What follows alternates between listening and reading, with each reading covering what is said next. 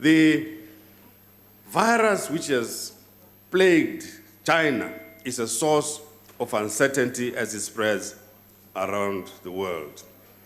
With growth of 3.5%, Sub-Saharan Africa is forecast to be the second fastest growing region in the world. Against this backdrop, we forecast that the South African economy will grow by 0.9% and inflation will average 4.5% in 2020. Over the next 18 months, the economy should get a number of jump starts. These include, amongst others, firstly, the fruits of the structural reform agenda led by the President. Second, lower inflation. Third, the interest rate reductions earlier this year. Fourth, the recent gains in platinum group metals prices. Five, the impending change to the electricity regulatory framework. And six, the tax proposals we are setting out today.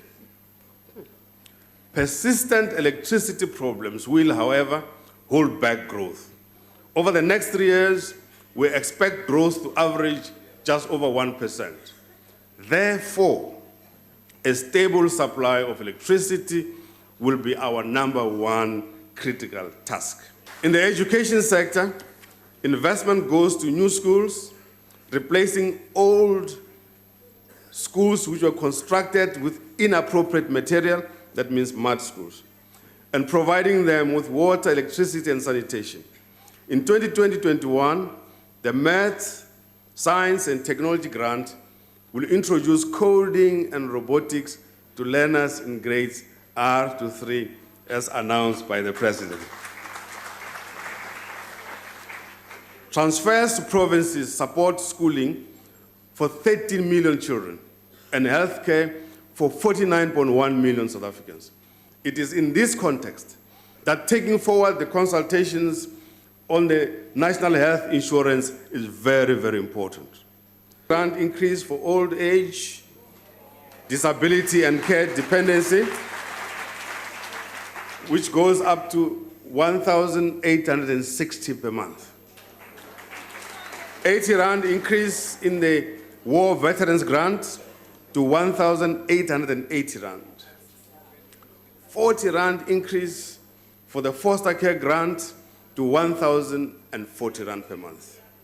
The child support grant will increase by 20 Rand to 445 per month.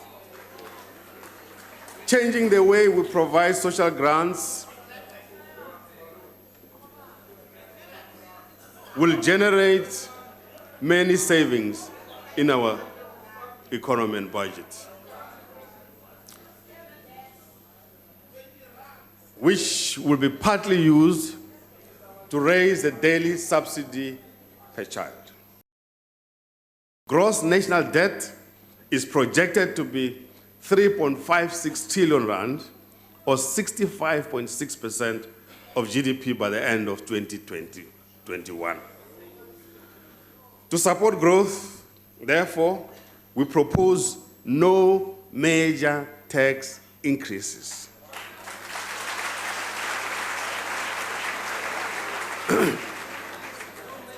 I don't know where people who talked about VAT increase got that from. We have increased excise duties to keep pace with the inflation. From today, a 340 milliliter can of beer or cider will cost only an extra 8 cents. Only.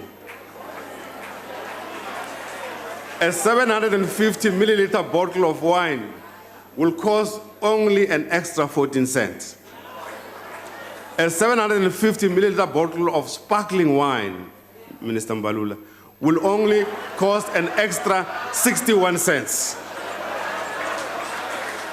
A bottle of 750 milliliter spirits, including whiskey, gin, or vodka, will rise by 2 Rand 89 cents. A packet of 20 cigarettes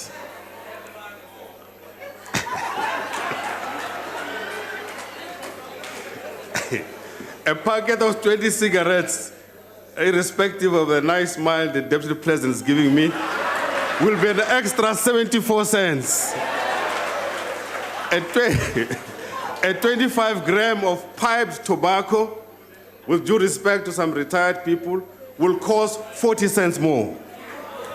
A 23-gram cigar will cost an extra 6 rand, 73 rand. I'm happy again to report to this House that there is no increase in the price of sorghum beer. To show the determination of the executive to deal with runaway costs, we'll implement a number of steps. This includes, 1, abolishing the current wasteful subsistence and travel system. 2, replacing the exorbitant transversal cell phone contracts. 3, requiring economy class travel for all domestic flights, except in exceptional circumstances of health or otherwise. For more, go to ewn.co.za.